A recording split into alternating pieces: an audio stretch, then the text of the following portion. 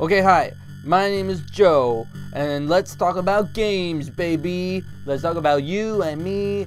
Let's talk about all the, well, I'm gonna only really talk about bad things, because most of gaming is bad. Mostly, I don't want to talk about games, really, so much as the culture surrounding them. I mean, like, I want to talk about people like us who play the games, and you go on the internet and express your opinions about it. And I'll talk about developers some too, because developers, you know, they create this culture basically by making the games, and really they're not much different from you or me.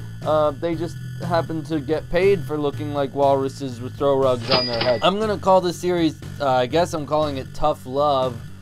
Tough Noogies, Tough Love for now, but I mean, if anybody has a better idea, throw it at me, because I'll change the name, I don't care. The first episode is gonna be called We Need to Talk About Gaming. So why do I want us to talk about gaming? Huh? Why, guys? Okay, listen, here's why. I want to talk about gaming because it's an insanely young industry. It's what, like 40-ish years old? It's a damn baby compared to the biggins of literature, art, film, and TV. I mean, think about this. Pretend you have friends outside of the ones that look and act and smell exactly like you, okay? Pretend you're talking to an elegant lady or a dapper man over cocktails at a swanky establishment. It's natural, it's totally natural to say, hey, have you seen the new Transformers Dark of the Sploom? Or isn't Whitney just the best new comedy? What a treat she is. Or, hey, have you read that 50 Shades of Cool? That gave I was just a lake down there. Or you know, you can even just casually bring up Michelangelo's David. Just, oh, isn't that cool? Look at the way the hair is done with the chisel. And I mean, that's fine, right? It's normal to do that. But think about how it's not normal. It's not normal to say to this imaginary swanky person, hey, have you played the new Transformers Dark of the Spleeg tie-in video game? You will be maced instantly. And the same goes for comic books, but who cares about comic books? They're stupid. This is why people who play games even have a label. You're designated as gamers because you're a specific type of person. You don't ever say, hey, I'm a TVer, I'm a booksmith.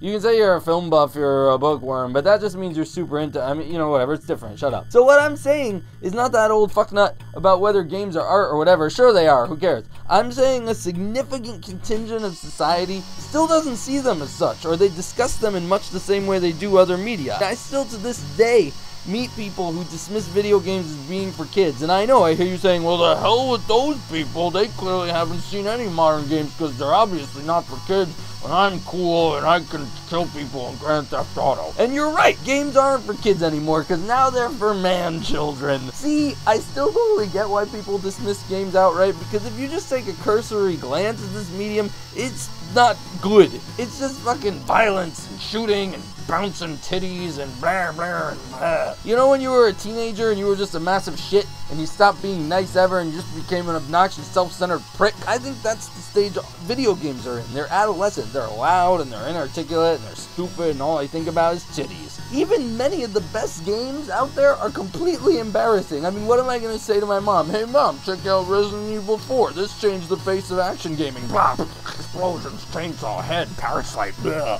Come on. And of course there are exceptions. There are those gems that make me proud to be a gamer, like Shadow of the Colossus deals with issues of guilt. Prince of Persia: The Sands of Time actually has a cool relationship between the two characters in it. What else is good?